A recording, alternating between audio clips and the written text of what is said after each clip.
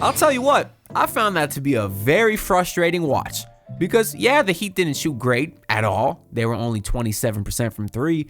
But it's not like the Lakers shot great either. They were only 33%.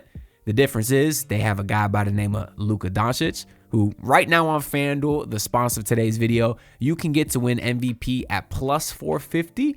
He was actually my pick to win prior to the season starting, and I certainly think has a chance.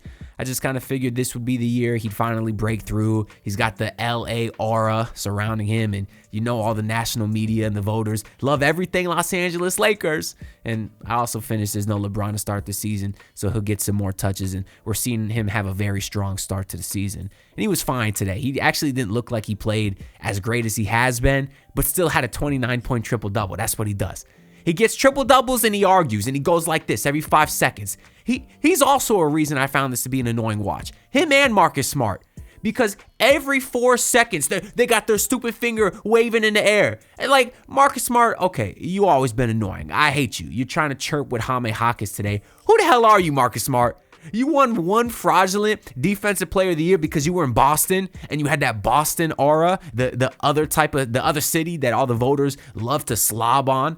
They love to slob on a knob of all the Celtics and all the Lakers. I'm tired of it. That's why I hate losing to the damn Lakers, man. Can you tell I'm annoyed? Every 5 seconds, waving your, put your damn finger down, Luka. You already got 30 free throw attempts. What do you want, 40? I'm sorry. You keep throwing your body into Wiggins all day. Oh, in the act of shooting. But no, Bam Adebayo, he gets bear hugged by Austin Reeves, foul on the ground. No free throws. Make it make sense. Maybe it was a good thing though, because the Heat couldn't hit a free throw today, like at all. And it also sounds kind of weird to go the free throw route complaining this video, because the Heat shot like 35 free throws today and only made like 25. So that was another thing I found very frustrating. They couldn't hit a three-pointer. Watching Luka do this, they couldn't hit a free throw. And then on top of all of that, this game was just like a giant tease because the Heat were down double digits instantly, but not quite down enough to make me kind of lose interest. They kept going. Well, I think they got down as much as 18, but then they quickly came back, and then it was like 10. Then it was down to 5. Then it was 12. Then it was down to 5. So they kept getting me interested, not interested. It's like, if you gonna kill me, kill me. I hate the fact that it was a slow burn. It was one giant tease today. That's what this entire game was. Every time I'm feeling good and Jaime Jaquez got another and one, boom, it would be Jackson Hayes hitting a three. Jackson Hayes hit a three today. Or if not him, it was Marcus Smart all of a sudden turning into a shooter. It was Jake LaRavia turning into Wilt Chamberlain efficiency. Like, what the hell, man? Every time we got close, it was someone on the Lakers cashing a three. Austin Reeves in the corner. He falls on the ground. He's doing a Harlem Globetrotter, dribbling from his knees, jumps up, shoots a one-legged fadeaway, splashes it. What an annoying watch today, man.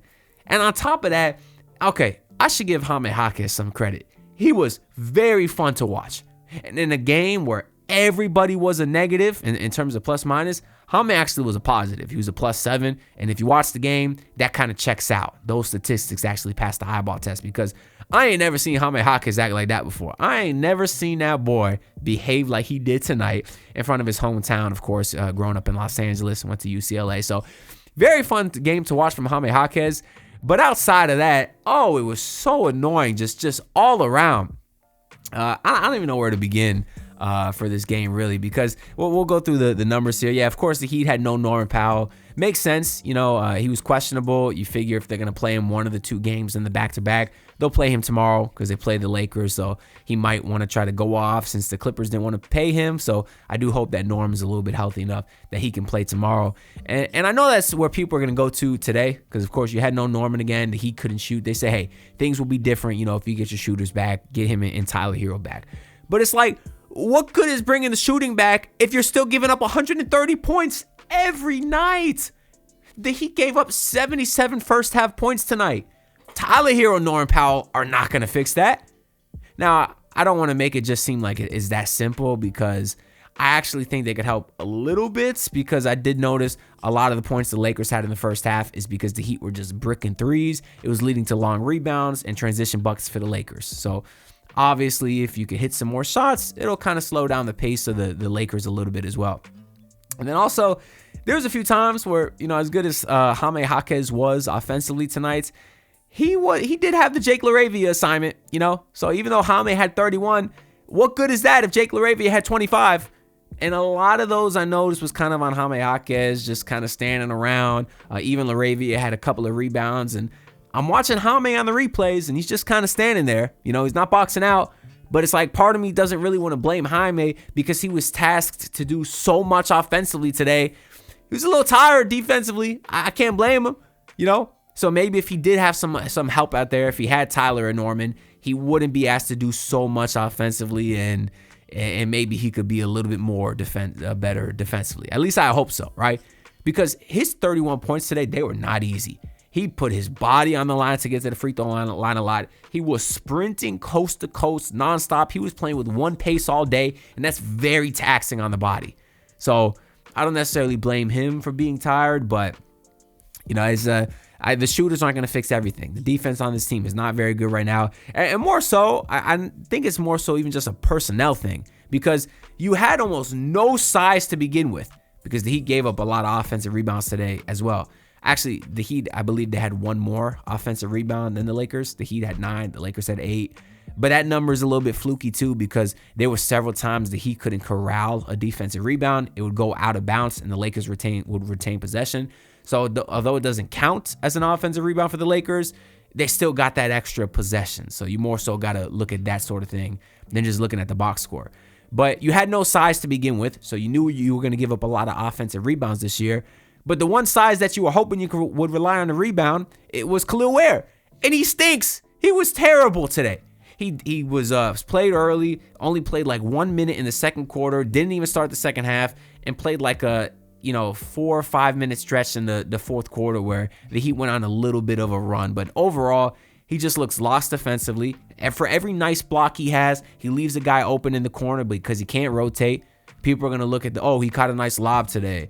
He caught a couple lobs today. One early on from Davion, one from Jovic late. He had the nice block where he did rotate well and pin the shot inside. But for every one of those highlight plays, there's a play where he's giving up a 3. There's a play where he's not running hard or as hard as everybody else in transition. And it's frustrating because now Espo's forced not to play him because, speaking of plus minus, he has the worst plus minus on the team by far. So now if you can't play him, you're forced to play Wiggins or Jaime at the 4, and now you're just going to get out-rebounded even more. So it's really just a personnel thing.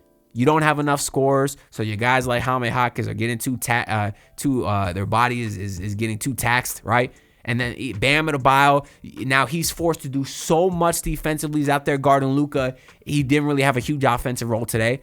It's like I want to get mad at Bam and say, you finished with 17 points. You kind of disappeared in the second half. But he's guarding Luka. He had the Luka assignment a lot of the time today. And I thought he did it very well. So it's like he can only do so much. He can't guard Luka. He can't score and he can't rebound because you got no rebounder out there.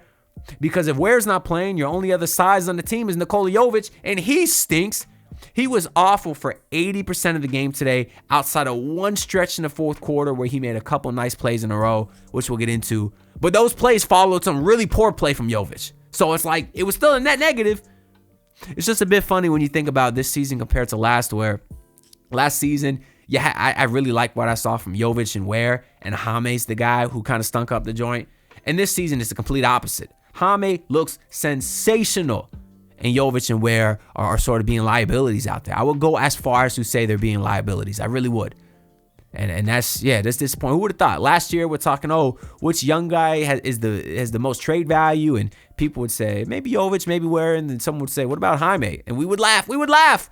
Now there's no doubt about it. Jaime looks like he could be I was gonna say a star. I don't know. Maybe I'm getting carried away there. But when he's playing like this, I think it's very hard to get to the rim at will, especially when you don't have a jumper. And that's something that Jaime is doing. He's getting to whatever he wants in the paint and just drawing free throws at a very high rate.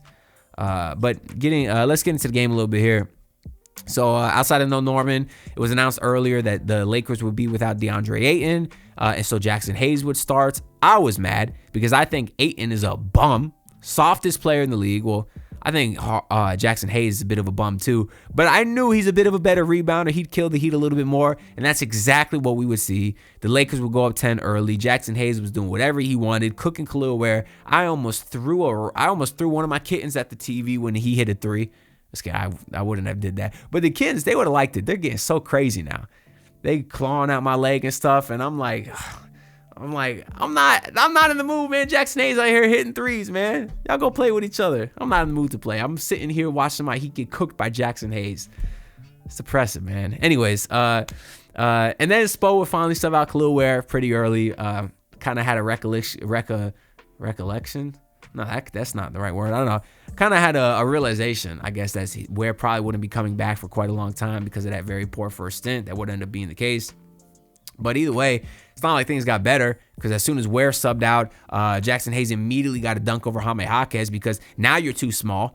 So the Heat's only options was being too small to guard Jackson Hayes or playing a guy in Khalil Ware who sucks so much defensively and is so lost defensively that Jackson Hayes is going to score anyways because he shows so little effort defensively. So it's like the Heat really had no answer for Jackson Hayes. I spend way too much time talking about Sideshow Bob, and it's pissing me off. Anyways, a lot of, what else did I say? I said Bam was guarding Luka pretty well. So obviously you couldn't have Bam really out there to guard Jackson Hayes because you had no one else to guard Luka. So although overall, I think that he did a nice job today. Wiggins, Drew Smith, we'll get into that. But it was frustrating too because it's like, I understand that the Lakers have Luka, so they can run the pick and rolls with Hayes and stuff. But why don't the Heat run some pick and lobs for Bam and Ware? A couple of game. I know the Heat are almost running no plays this year. They're at like a historic rates for the lowest amount of pick and roll attempts per game, like historically low. But it's like you still have two very athletic rim rollers. Maybe if you got Khalil Ware a couple of pick and lobs a game, he'd be more active defensively. I don't know. He's just got such a great catch radius. Use him. You know, you still do the pace, do the things that you like to do, but can a guy get it? Can your 7-foot athletic freak get a pick and roll? Can he? He did have that lob from Davion early on, and Bam caught a pretty nasty lob earlier as well, but they should be more of that. Those guys are just so great out of the pick and lob. I would like to see them get more of that. If Jackson Hayes can do it, Bam Adebayo can do it. And if I say Jackson Hayes one more time in this video, then unsubscribe to the channel. Anyways, it was the very next play where Pella would draw a charge on Jackson Hayes. Damn it, I said it again. That's how mad I am that this guy's living rent-free in my head. I'm not going to sleep tonight because of Jackson Hayes, dog. He stinks. Pella would draw a charge on Jackson Hayes. But then the foul was overturned because Reeves shot a three like right before that. And they said that Reeves was raising up before the Jackson Hayes foul. So it's like Hayes is just in that. Still, Hayes is allowed to push Pella. There's no penalty for that. Just because slightly before that, Reeves shot a three. The Heat are letting Jackson Hayes get whatever he wants. Now the refs are letting him get away with anything too. It should be at least be a technical. He shoved Pella Larson to the ground. He sucks. And then that's when Jaime really started going. Had this crazy fast break coast to coast and won. He was even the inbounder on that play. It's like the Lakers had a turnover that possession. Jaime went to inbound. The Heat got it right back to him. And before the Lakers could get set, Jaime right to the rim. And we pretty much saw that from him every single possession he was in there the rest of the game. And it was really fun to watch from that perspective. And I thought the Heat had great defense on Luka early. They were throwing three bodies at him. Pella, too, I didn't mention. Pella actually did a very good job on Luka as well. Drew Smith got a steal and a layup in transition. So I liked what I saw. The Heat obviously had a game plan to kind of cut off the head of the snake there early on, which in turn led to all these other guys getting going. Hachi Murray even was cooking a little bit early, but the Heat were still in it after one. They were only down 43-36, which it was disappointing to give up 43 points because Luka and Reeves didn't even score that much. But yeah, second quarter was ugly. The Heat would be down 77-63 at halftime. The Heat were bricking threes left and right. Lakers were running in transition. Then the Lakers went zone. And I'm thinking, okay, good. You know, the Heat run so much zone themselves. They should practice against the zone a lot too. You would think so. But the Heat couldn't score in the zone, mostly because they couldn't shoot. The offense at that point was Jaime or bust. Jovic was way too wild, shooting just awful contested threes, not able to finish at the rim. Ware didn't even play in the second quarter, and yeah, just very ugly basketball. Too many times this year, it's one person or bust for the Miami Heat. In the second half versus Spurs, it was Andrew Wiggins or bust. This time it was Jaime or bust. We saw earlier games this year, Norman Powell or nothing. It's like they can never get more than one guy clicking in the same game, for long spurts at least. But going into the third quarter, you had Jaquez start for Ware, and once again, nothing changed because Jackson Hayes immediately caught an alley-oop. But then the Heat would actually go on a bit of a run of their own. They cut it to 5 after Jaime got an and one. They initially called it a block on Austin Reeves, but luckily Spo challenged. They overturned it. The and one counted. So I think now Spo is like 3 of 4 on challenges this year.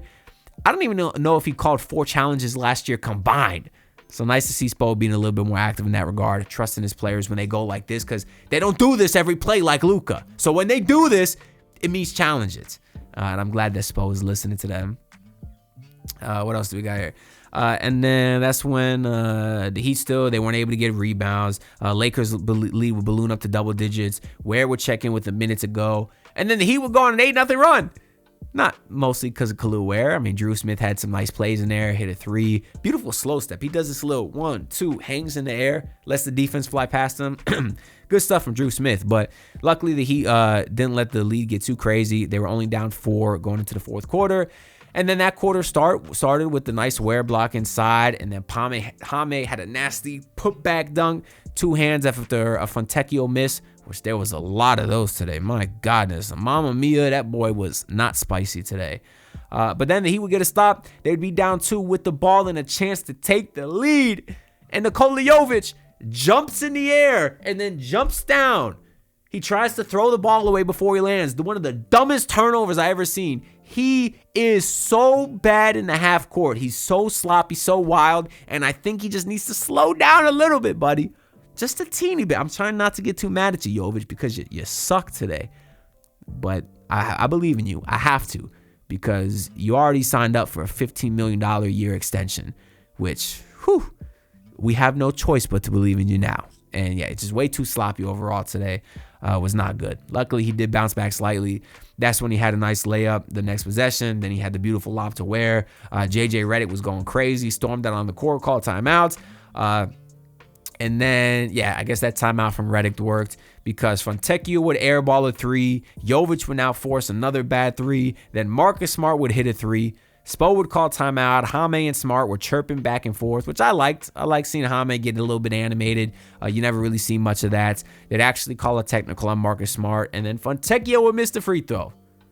He missed a lot of free throws in the fourth quarter. Can't do that when it's just a couple of possession game. The Heat would actually be in the bonus with 5 minutes to go.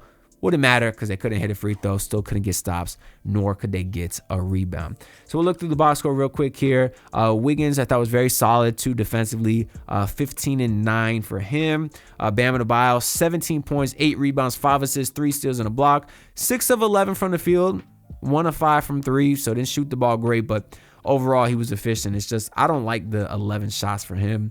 I mean, third most on the team, I suppose, but yeah, I don't know. It's like, Bam, okay, he'll play Jaren Jackson, DPOY, and he'll go off. He'll play Wemby, DPOY, and he'll go off. He'll play up to his comp. Now you play Jackson Hayes, and you're a disappearing act. Why can't you be just as aggressive against everyone? If you're that aggressive against a Wemby, imagine how many points you could score on Jackson Hayes. Or whoever the Lakers' starting 4 was tonight. Who'd they start? Vanderbilt got a lot of run at the 4. Did he start? No, it's Hachimura. Hachimura's a good defender. He's not Wemby. He's not Jaren Jackson. I just would like to see Bam be a little bit more aggressive. Although, as I mentioned earlier, he's asked to do a lot out there. Khalil Ware today, no bueno. He was 3 for 3. Did hit a 3-pointer. 7 points, 4 rebounds, but only 11 minutes. He's not ready. I think a lot of it's an effort thing. But I also think this offense is not really schemed to him because he doesn't run a lot. He should. He's athletic. He should. But I also think that he's best suited out of the pick and roll because of his athleticism and catch radius, and they just don't run no pick and rolls. Pelle Larsson today, 6 of 10 overall, 1 of 4 from 3, but 17 points, 5 rebounds, 6 assists. Continues to stuff the stat sheet, continues to play great defense. Had a couple of great outlet passes today, 1 to Jaime, 1 to Bam. He's really starting to add that to his game, which makes me happy because I was worried. I wasn't worried, but I didn't like the fact that you were losing that aspect that Kevin Love brought you. I thought those outlet passes was very important to kind of stop a little momentum from the other team, because even if the other team made a basket, you could quickly inbound the ball and do an outlet pass, kind of kill their momentum a little bit. And Pelle Larsson seems to be able to do that. You know, he's had several of those this year. So I thought he was actually very awesome today in his run. Davion Mitchell today, 8 points, 8 assists to 1 turnover. So after a bit of a rough one last game, back to great assist to turnover ratio for him. We'll look at Drew Smith today. 7 points, 3 assists to 2 turnovers. So from your point guards today, 11 assists to 3 turnovers. Not that shabby at all. And I did like what Drew Smith brought, just in terms of attacking a little bit as well. The 7 points, 3 of 5 from the field. He was good today, scoring the ball. Then you got Nikola Jovic, 9 points, 3 rebounds, 2 assists, 3 of 8 from the field, 1 of 5 from 3, 2 of 4 from the free throw line. Yeah, he's not good. We've already talked about him a ton, but, just to kind of sum it up, too sloppy, too wild, not good touch at the rim. Got cooked defensively, was lost defensively. He's great in transition, worthless in the half court. You got to work on those things, and he will. He's a kid, but overall, he was stinky today. Fontecchio was even worse. 9 points for him, but 2 of 10 from the field, 2 of 8 from 3. He's been shooting so well, he'll bounce back. And then Jaime Jaquez today was your star. 31 points, 8 rebounds, 4 assists, 11 of 16 from the field with no threes attempted. When's the last time someone dropped 30 points in the league without hitting a 3, without even taking a 3? It's probably been a long time. And even more impressive, he was 9 of 13 from the free throw line. So, that's 69%, but you like the attempts there. 13 attempts, that is a career high for him. Although he did have 4 turnovers. But he was great. He was really fun to watch. It's nice to see him go off in front of his home crowd. Hopefully we see the same tomorrow. And then you had Luka triple-double, Austin Reeves with 26 and 11. And then Jackson Hayes, 15 and 5, 7 of 7, shooting for Jackson Hayes. I think they said Jackson Hayes had 4 field goal attempts this whole year. He had 7 today. Did he need to bounce back tomorrow versus the Clippers if they want to have a 500 road trip? Well, their last game's versus Denver. They're not going to lose that, so they win that. They pretty much guarantee the losing road trip. Now you just got to hope they don't go winless. They might, though, because right now on FanDuel, the Miami Heat are plus 235 on the money line to beat the Clippers. The Clippers are an 8-point favorite, so it'll be a tough one. But if you get Norman Powell back, the Heat should be in much better shape. And also, I think the Clippers are overrated. I've said that all year, and they're not off to a great start. Kawhi hit a buzzer beater the other day, but they're still 3-2. So they're one Kawhi, game winner away from being under 500. Bradley Beal stinks. Kawhi's been inconsistent, so I think they're overrated, and I do think the Heat have a chance tomorrow to get one on the road. So we'll see what happens. I'll be here for post-game coverage, a very late one. That game's at 10:30. So if y'all aren't able to watch the game, make sure you subscribe to the channel so you don't miss the post-game video. I do appreciate all your supports. Leave your comments down in the comments below. And make sure to like the video, subscribe, all that good stuff. And I'll see you on the next one. Peace out, everyone. Look, pull up in your city, tryna get that dead face. Do it on my own, I don't need no dead weight. Had to kill him off, yeah, I need a head space. This homegrown bitch don't offend me.